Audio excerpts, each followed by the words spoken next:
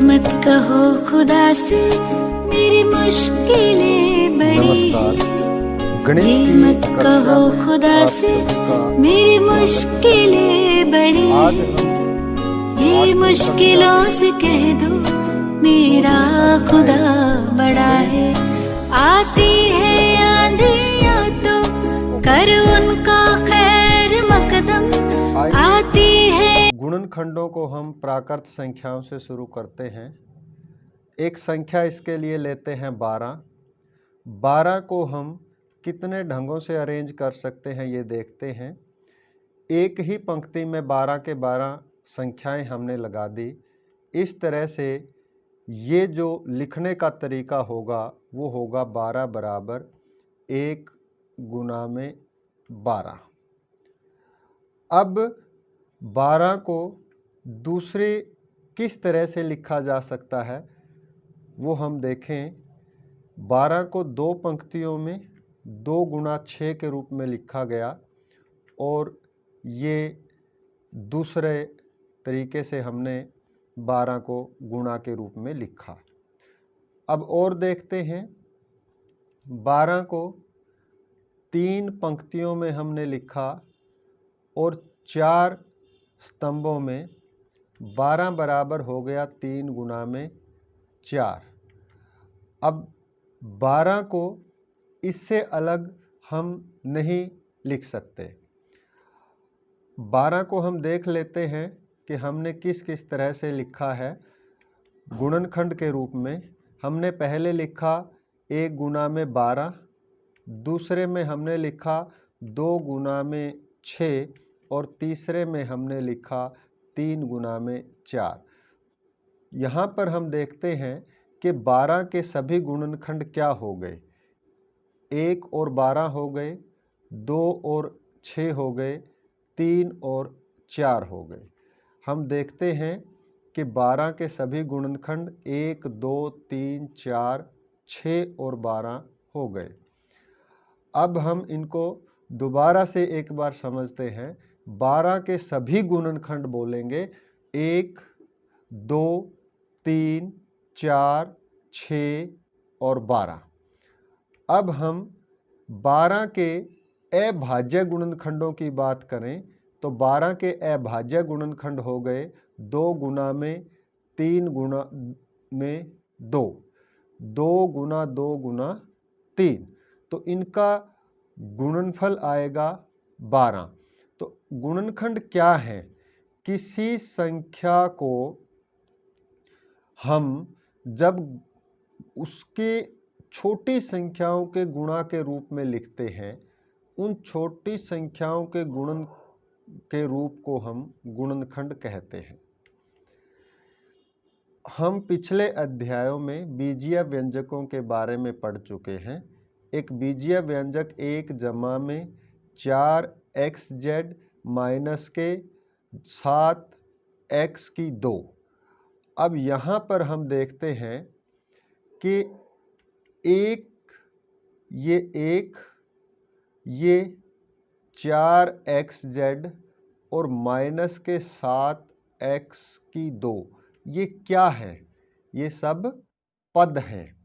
और इन पदों के यदि हम देखें, पहले पद का ये 1 है, दूसरे पद को यदि हम तोड़ें तो इसको 4 को तोड़ते हैं 2 गुना 2 में और x और z, माइनस 7x की 2 को हम तोड़ेंगे माइनस का 1, 7 x और x में।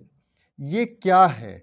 ये इन दिए गए तीनों पदों के गुणनखंड हैं। इस तरह से हम बीजीय व्यंजकों के पदों के गुणनखंड करना पहले से सीख चुके हैं।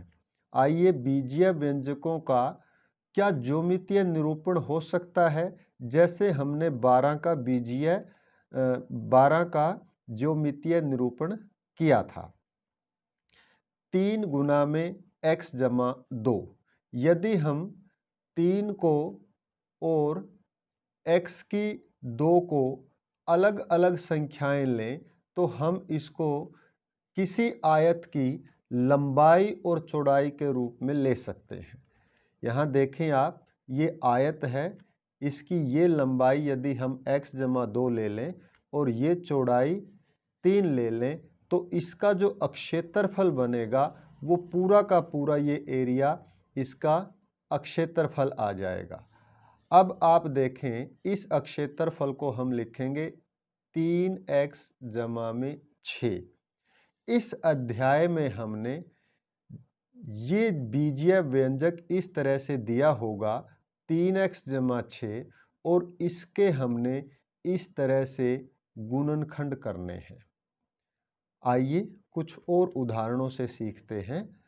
एक आयत हमें दी गई है, इसकी लंबाई x है और चौड़ाई 5 है। यहाँ पर आप देखें लंबाई x है और चौड़ाई 5 है। हम यूँ भी कह सकते हैं कि एक भुजा इसकी x और एक भुजा इसकी 5 दी गई है। इसका अक्षेत्रफल हमारे पास आ गया 5x। एक और आकृति हम लेंगे, उस आकृति में हमारी एक भुजा तो 5 ही है और दूसरी भुजा हमारी y हो गई। ये भुजा हमारी y हो गई।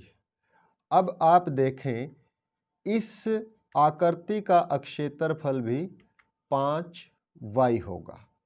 यदि हम इन दोनों आकृतियों के अक्षेत्रफलों को जोड़ दें तो हमारे पास एक बीजीय व्यंजक आएगा, वो आएगा 5x जमा में 5y। यदि हम इस 5x जमा 5y के गुणनखंड करना चाहें तो हम देखते हैं कि इस आकृति में ये पूरी की पूरी हमारे पास जो लंबाई है वो है x जमा में y और दूसरी जो लंबाई हमारे पास भुजा की है वो है 5। तो हम लिख सकते हैं 5 गुना में x जमा y। तो हम लिखेंगे 5 गुना में x जमा y और ये 5 गुना में x जमा y क्या हो गया? दिए गए बीजीय व्यंजक 5x जमा 5y का गुणनखंड हो गया। तो यहाँ से हम सीखते हैं कि ज्यामितीय निरूपण से हम किस तरह से बीजीय व्यंजकों को बना सकते हैं और किस तरह से बीजीय व्यंजकों का हम ज्यामितीय निरूपण कर सकते हैं और उनके गुणनखंड कैसे किए जा सकते हैं, हम इनका आपस में संबंध तय कर देते हैं। कुछ और उदाहरण लेते हैं बीजीय व्यंजकों के गुणनखंड। यहाँ हम देखें 3x और 4x किसी आयत की भुजाएं हैं, इनका अक्षेत्रफल होगा 12x की 2। एक और हम 3x और 1 इकाई का आयत लेते हैं और इसका क्षेत्रफल होगा 3x एकम 3x। यदि हम इन दोनों को जोड़ दें तो हमारे पास द्विपद का एक बीजीय व्यंजक आएगा और बीजीय व्यंजक है 12x की 2 जमा में 3x। अब हम इस दोनों आकृतियों को यदि इकट्ठा जोड़ दें, हम पहली आकृति को नीचे लेके आएंगे और दूसरी आकृति की भी कॉपी हम लेके आएंगे। दोनों को एक साथ हमने जोड़ दिया, ये एक साथ जुड़ जाएंगी क्योंकि इन दोनों की एक भुजा 3x है। तो ये जो भुजा है ये 3x है, इसलिए इन दोनों की मैचिंग हो गई। अब हम देखते हैं कि यहाँ से यहाँ तक की जो भुजा है इसकी लंबाई कितनी हो गई। आप देखें ये 4x और ये 1, जब हम इन दोनों को जोड़ देंगे तो ये 3x है और इनका जोड़ आ जाएगा हमारे पास 4x जमा में 1। अब हमारे पास इनका लिखने का जो दूसरा तरीका आ गया 3x गुना में 4x जमा में 1 और ये 3x जमा में 4x जमा 1 और कुछ भी नहीं है, ये 12x की 2 जमा में 3x का गुणनखंड है।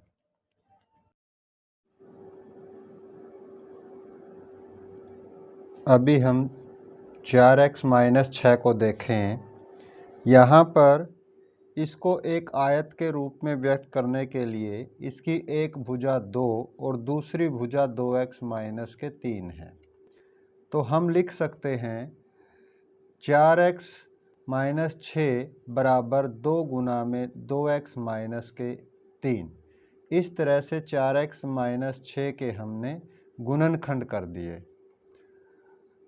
अब हम अगला देखते हैं। 6xy माइनस के 4y एक बीजीय व्यंजक है।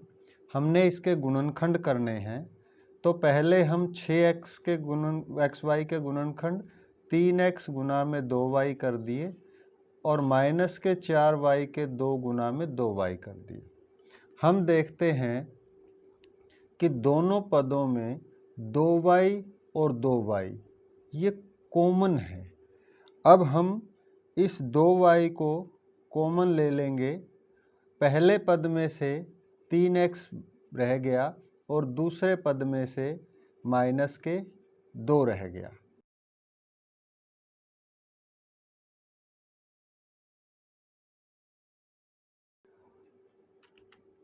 अब हम 2y गुना में 3x माइनस 2 को क्या आगे और छोटा कर सकते हैं? तो उत्तर आएगा नहीं। तो जिन संख्याओं को हम और आगे छोटा नहीं कर सकते थे उनको हम बोलते थे अभाज्य गुणनखंड। तो बीजगणित में इस अभाज्य के स्थान पर हम अखंडनीय का प्रयोग करेंगे। हम बीजीय व्यंजकों में अभाज्य के स्थान पर अखंडनीय का प्रयोग करेंगे, क्योंकि इनके आगे और खंड नहीं किए जा सकते। गुणनखंड क्या है? हम बीजीय व्यंजक के गुणनखंड करते हैं तो हम उसे गुणनखंडों के गुणनफल के रूप में लिखते हैं। ये 2y 3x माइनस के 2 को हम देखें, यहाँ पर 2 एक संख्या है, y एक बीजीय चर है और 3x माइनस के 2 एक बीजीय व्यंजक है। गुणनखंड के रूप में संख्या भी हो सकती है, बीजीय चर भी हो सकता है और बीजीय व्यंजक भी हो सकता है। सार्वगुणनखंड विधि से हम 5ab जमा में 10a के गुणनखंड करेंगे। 5a के गुणनखंड हमारे पास हो गए 5 गुना में a गुना में b, और इसी तरह से 10a के गुणनखंड हमारे पास होंगे 2 गुना में 5 गुना में a। यहाँ हम दोनों पदों के गुणनखंडों में देखते हैं 5 और a, 5 और a ये सारो गुणनखंड है। अब हम 5a जमा 10a को लिख देंगे। 5ab के गुणनखंड 5 गुना में a गुना में b जमा में 10a के गुणनखंडों को लिखेंगे 2 गुना में 5 गुना में a, जो हमने ऊपर कर लिए हैं। फिर हम क्या करेंगे, जो सारो गुणनखंड हैं उनको इकट्ठा कर देंगे। 5a गुना में b जमा में 5a गुना में 2। हम इन 5a को अभी से भी बाहर ले सकते थे, इन सारो गुणनखंडों को, लेकिन हमने एक स्टेप बढ़ा दिया ताकि अच्छे से समझ आ जाए। फिर हम क्या करेंगे, इस 5a को और 5a को कॉमन ले लेंगे। यहाँ से हमारे पास रह गया b और यहाँ से हमारे पास जमा का 2। 5a गुना में b जमा में 2। क्या हम इसका ज्योमितीय निरूपण कर सकते हैं? आइए देखते हैं। एक आयत है, इस आयत में ये जो भुजा है ये हमारी यहाँ तक की लंबाई b है और यहाँ तक की लंबाई 2। तो यहाँ से यहाँ तक की लंबाई हमारे पास आ जाएगी b जमा में 2। फिर हम a भुजा की और b जमा में 2 भुजा की एक आयत लेते हैं। इस आयत को हम आगे आगे बढ़ाते जाते हैं तो इस कुल लंबाई में हमारे पास यहाँ से यहाँ तक 5 आयतें आ गई। तो 5 को ए को जोड़ेंगे तो ये बन जाएगा 5a। तो हमारे पास ये लंबाई आ गई 5a। इस तरह से इस आयत का क्षेत्रफल हम लिखेंगे 5a गुना में b जमा में 2। 5a गुना में b जमा 2, ये इसका ज्योमितीय निरूपण हो गया। पदों के समूहन द्वारा गुणनखंड 6xy माइनस के 4y जमा का 6 माइनस के 9x को हम यहाँ 6xy माइनस 4 को लेंगे। इस 6xy माइनस 4y के गुणनखंड करेंगे जो हम पहले सीख चुके हैं। दोनों को 3x गुना में 2y माइनस के 2 गुना में 2y। 2y दोनों में ही कॉमन आ गया है, तो 2y कॉमन लेकर 3x माइनस के 2 से गुणा कर देंगे। फिर आगे हम दो पदों का फिर समूह बना लेंगे। इस तरह से समूहन कहेंगे इसको। इन दो पदों के समूह को लेकर हम इनके गुणनखंड करेंगे। 6 का गुणनखंड 3 गुना में 2 और माइनस के 9 का गुणनखंड 3 गुना में 3x। 3 यहाँ दोनों में ही कॉमन है, इसमें भी और इसमें भी। इस 3 को हम कॉमन ले लेंगे, यहाँ से 2 आ गया और यहाँ से माइनस का 3x आ गया। तो ये हमारे गुणनखंड हो गए। आइए इसको हम कैसे करेंगे फिर। हम 6xy minus 4y minus 9x जमा 6 लिख लेंगे। इस माइनस 9x को हम पहले लिख लेंगे। अब 6xy माइनस 4y के गुणनखंड हमें पता है, 2y गुना में 3x माइनस 2 और माइनस के 9x जमा में 6, इसमें से 3 कॉमन आ जाएगा और 3x माइनस 2 अंदर। अब हम देखते हैं कि इन दोनों समूहों में ये 3x माइनस का 2 और 3x माइनस का 2 कॉमन गुणनखंड है। अब हम इस कॉमन गुणनखंड को बाहर ले लेंगे तो हमारे पास रहेगा, यहाँ से रह गया 2y और यहाँ से रह गया माइनस का 3। तो 3x माइनस 2 गुना में 2y माइनस का 3, ये हमारे पास गुणनखंड आ गया। पुनः समूहन क्या है? पिछले सवाल में भी हमने पुनः समूहन किया था। अब इस सवाल में उसको थोड़ा सा और अच्छे से समझते हैं। यहाँ हम 2xy जमा 3 जमा 2y जमा 3x को देखें।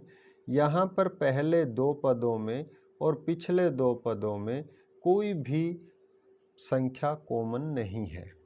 इनके यदि हम गुणनखंड करें तो कोई भी गुणनखंड हमारे पास उभयनिष्ठ नहीं आएगा। इसलिए हम अपने विवेक का प्रयोग करते हुए ओरल कैलकुलेशन से इन पदों को आगे पीछे इस तरह से रख लेंगे ताकि इनके ठीक समूह में गुणनखंड आ जाएं और वो गुणनखंड दो दो पदों में व्यक्त होने के बाद उनमें से कुछ कॉमन भी आ जाए। तो उसको करने के लिए हमने क्या किया, 2xy जमा में 2y को इकट्ठा कर लिया और 3x जमा 3 को इकट्ठा कर लिया। अब हम आसानी से इनके गुणनखंड कर सकते हैं। 2y गुना में x जमा 1 जमा में 3 गुना में x जमा 1। यहाँ x जमा 1 और x जमा 1 ये हमारे पास कॉमन गुणनखंड आ गया। तो x जमा 1 को कॉमन लेंगे तो 2y जमा के 3 हमारे पास आ गया गुना में। इस तरह से x जमा 1 गुना में 2y जमा में 3 ये हो गए दिए गए बीजीय व्यंजक के गुणनखंड। इन समूह पदों के समूह को आगे पीछे करके, पुनः का मतलब दोबारा से व्यवस्थित करके समूह बनाना कहलाता है पुनः समूहन। आज के इस गणित के कक्षा में हम अब सीखेंगे चॉक बोर्ड का प्रयोग करते हुए गुणनखंड। अभी तक हम किसी बीजीय व्यंजक के पदों के बारे में सीख चुके हैं, उसके गुणनखंडों के बारे में सीख चुके हैं और उनके गुणांकों के बारे में सीख चुके हैं। अब कुछ प्रश्नों को हल करते हुए इस पूरे की दोहराई करेंगे। 36 और 12x, हमारे पास ये दो संख्याएं हैं। 12 का हम गुणनखंड करेंगे, 12x का गुणनखंड हमारे पास हो गया 2 गुणा में 2 गुणा में 3 और गुणा में x। इसी तरह से 36 के हम गुणनखंड करेंगे 2 गुणा में 2 गुणा में 3 गुणा में 3। अब आपने क्या करना है, इन दोनों संख्याओं के सारों गुणनखंड आपने निकालने हैं। सारों गुणनखंडों को हम निकालना अच्छी तरह से सीख चुके हैं, छठी कक्षा से हम करते आए हैं। जो सभी में है, तो दो संख्याएं हैं तो दोनों में जो गुणनखंड है, आप देखें कि ये 2 इसमें भी है और इनके 36 के गुणनखंड में भी है। अगला 2 12x के जो गुणनखंड में है वो 36 के गुणनखंड में भी है। आगे आप देखें 3, ये 3 12x का गुणनखंड है तो 3 यहां 36 के गुणनखंड में भी है। x 12x के गुणनखंड में तो है लेकिन 36 के गुणनखंड में ये नहीं है। तो सारों गुणनखंड हमारे पास क्या आ गए,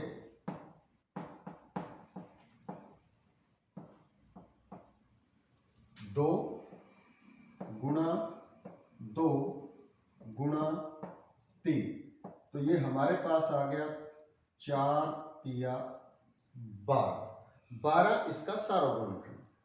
इसको हम क्या करेंगे, 36 और 12x इनको हम अलग अलग पद मानकर एक बीजीय व्यंजक बनाते हैं।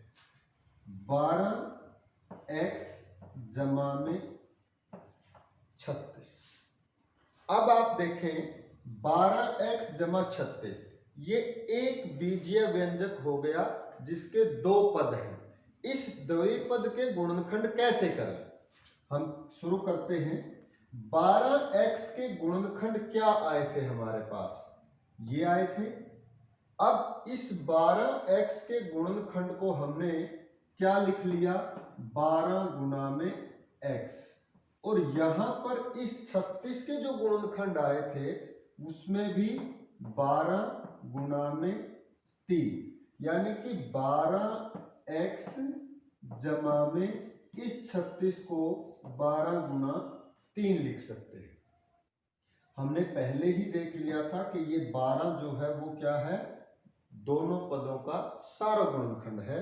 तो इस 12 को हम यहां कॉमन ले लेंगे, तो 12 को इससे भाग देंगे तो ये 12 एकम 12 और ये बच गया हमारे पास x, जमा में ये 12 भी भाग देंगे तो ये यहाँ पे बच जाएगा हमारे पास 3।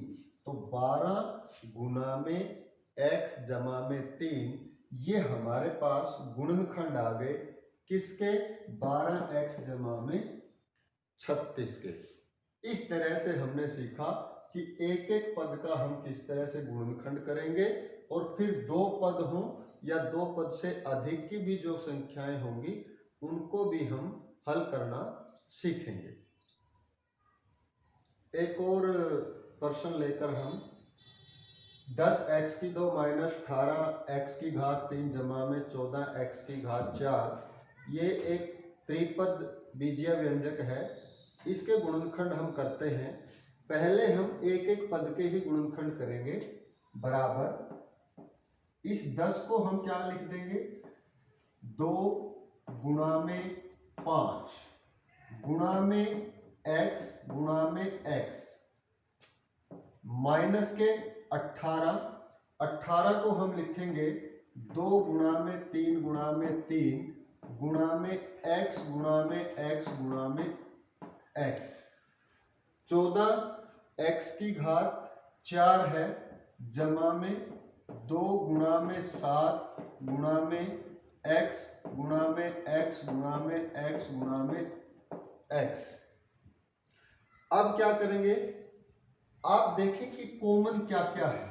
ये 2 इसमें भी है, इसमें भी है और इसमें भी है। इस 2 को हम कॉमन ले लेंगे। उसके बाद 5 इसमें है, ना इसमें है और ना इसमें है। 5 को छोड़ेंगे, 5 से ज्यादा x इसमें है, x यहां पर भी है और x यहां पर भी है।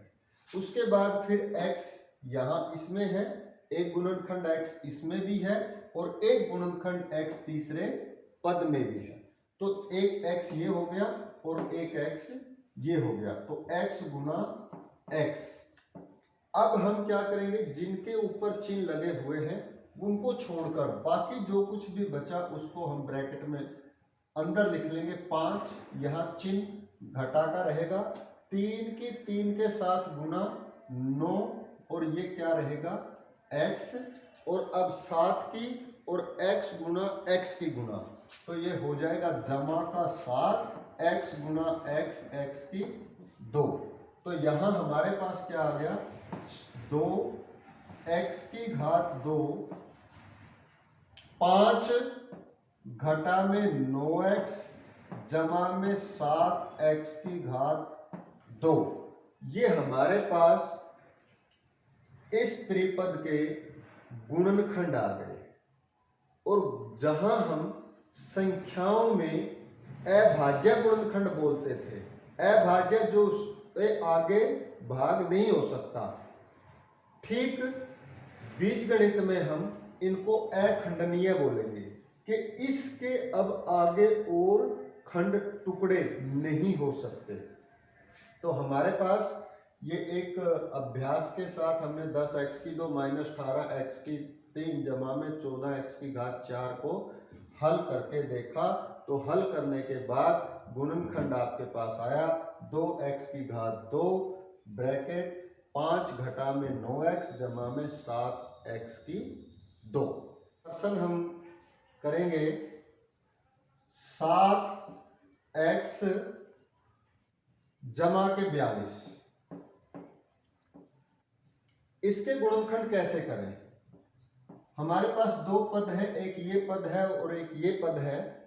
इसके हम 7 और x, 7 अभाज्य संख्या है, इसके और गुणनखंड नहीं हो सकते, जमा में इसके हम 7 गुणा में 6 लिख लें।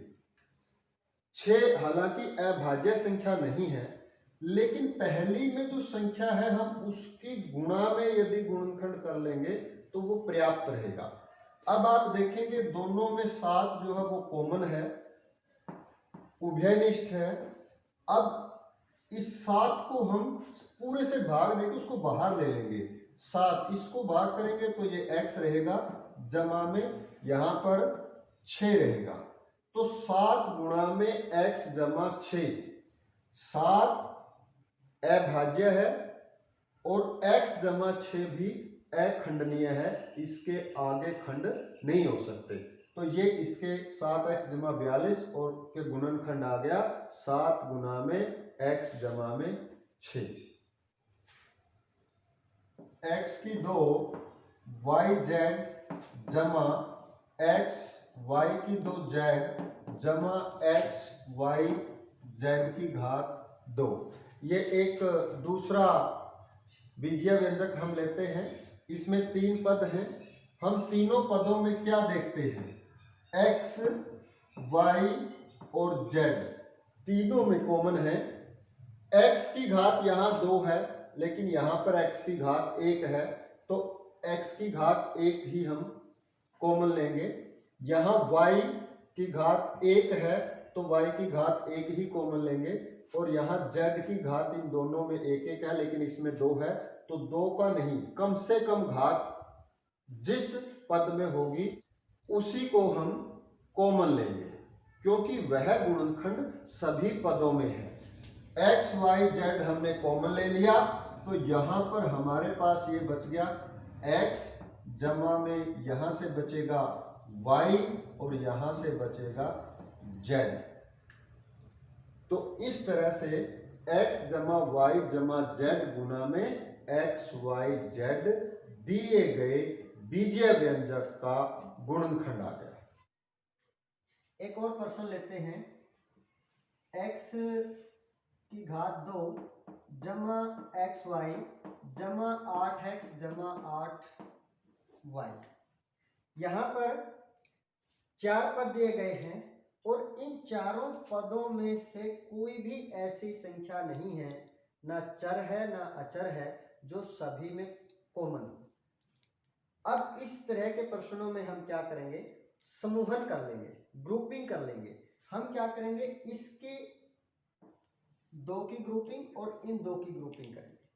जैसे जैसे हमारा अभ्यास हो जाएगा, उस अभ्यास के अनुसार हम ये अच्छी तरह से सीख जाएंगे देखते ही कि हमने समूहन कैसे करना है। बराबर। अब हमें यहां आसानी है कि इसमें x कॉमन आ जाएगा, x जमा में y। अब यहां इस ग्रुप में भी हमारे पास 8 गुना x है और 8 गुना y है, तो 8 इस दोनों में गुणनखंड है, तो 8 को हम बाहर ले लेंगे कॉमन और अंदर x जमा में y। हम इन 2 पदों के रूप में इनको अब देखेंगे और इन दोनों पदों में x प्लस वाई यहां पर भी है एक गुणनखंड के रूप में और x प्लस वाई यहां पर भी है एक गुणनखंड के रूप में। तो हम इसको x प्लस वाई को ले लेंगे कॉमन, तो यहां से हमारे पास यहां से आ गया x और जमा का 8 आ गया यहां से। अब आप ये समझें कि ये यहां से कैसे आया। हमने क्या किया है, इस पूरे पद को x जमा वाई के साथ भाग कर दिया, तो x जमा वाई के साथ भाग करने पर ये x जमा वाई एकम x जमा वाई पे चला गया और बाकी x बच गया, गुणा में x बच गया। तो यहाँ भी ये 8 की और इसकी गुणा है, जब इसको हम बाहर ले लेंगे भाग कर देंगे तो यहाँ पर शेष रहेगा 8। तो हमारे पास गुणनखंड आ गए x जमा वाई गुणा में x जमा में 8। अब हम एक और प्रश्न के द्वारा पुनर्समूहन को, जिसको अंग्रेजी में कहते हैं रीग्रुपिंग, उसको भी जानेंगे और रीग्रुपिंग करके इस दिए गए बीजीय व्यंजक के गुणनखंड ज्ञात करेंगे।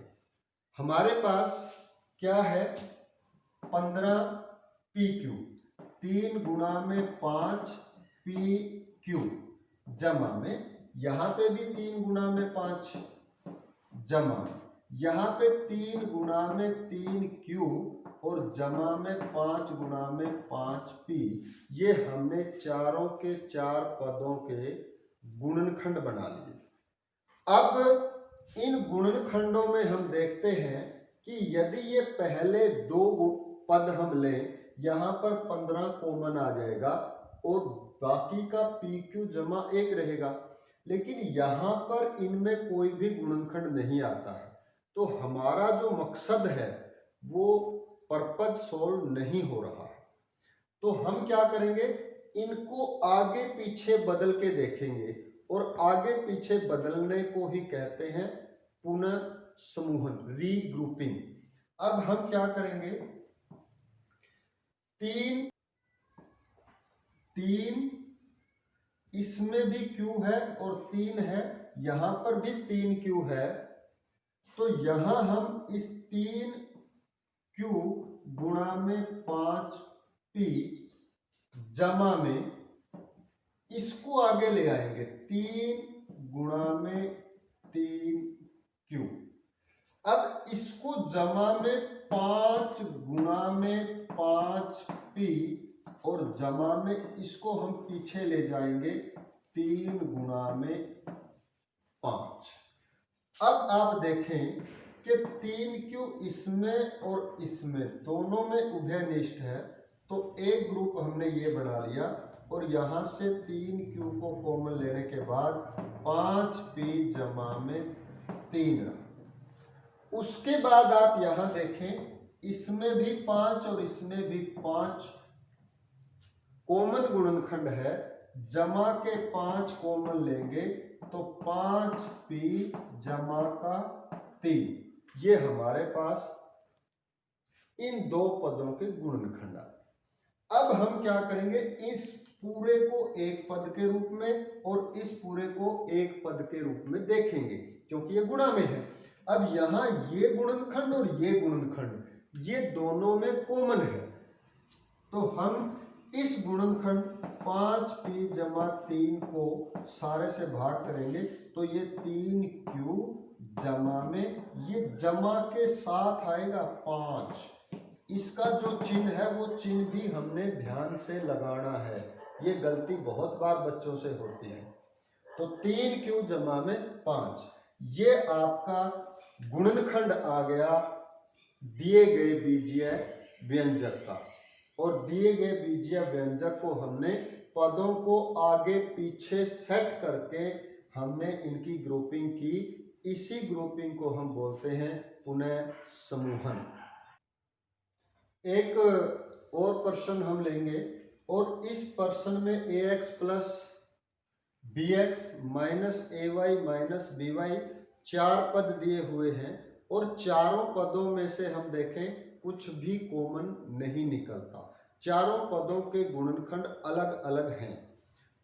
ऐसे में हम क्या करते हैं, समूहन करते हैं, ग्रुपिंग करते हैं, पहले 2 पदों की पिछले 2 पदों की, और उन पहले 2 पदों को और पिछले 2 पदों को हम अपने हिसाब से ऐसे सेट करेंगे कि उनमें से कुछ कॉमन आ जाए, और बाकी का जो गुणा में रहे वो दोनों पदों में समान आ जाए। तो यहाँ पर इसकी हमने जब ग्रुपिंग की तो दोनों में x कॉमन है, तो x हमने बाहर ले लिया, a जमा में b। यहाँ पर आप देखें कि दोनों में y है और दोनों में माइनस भी है, तो माइनस y हम कॉमन ले लेंगे, तो माइनस y जब बाहर आएगी तो a रह जाएगा हमारा जमा का और b भी हमारा जमा का रह जाएगा, क्योंकि इसके जो गुणनखंड होंगे तो माइनस y गुणा में a, इस माइनस y को हमने बाहर ले लिया तो अंदर जमा का a रह गया।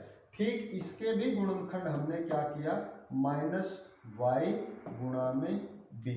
यदि अभी भी आपको थोड़ा सा कंफ्यूजन है तो आप और इसको क्या कर सकते हैं, माइनस a गुणा में y गुणा में a, हमने इस माइनस 1 और y दोनों को ले लिया, तो माइनस 1 और y की गुणा करेंगे तो माइनस की y होगी, तो माइनस y को कॉमन ले लिया। अब हमारे पास इस पद में a जमा b और इस पद में भी a जमा b कॉमन आ गया, तो यहाँ पर हम a जमा b कॉमन ले लेंगे और हमारे पास x माइनस का y शेष रह जाएगा। तो इस तरह से इस दिए गए बीजीय व्यंजक के भी हमने गुणनखंड ज्ञात कर लिए हैं। ये मत कहो खुदा से मेरी मुश्किलें बड़ी हैं, ये मत कहो खुदा से मेरी मुश्किलें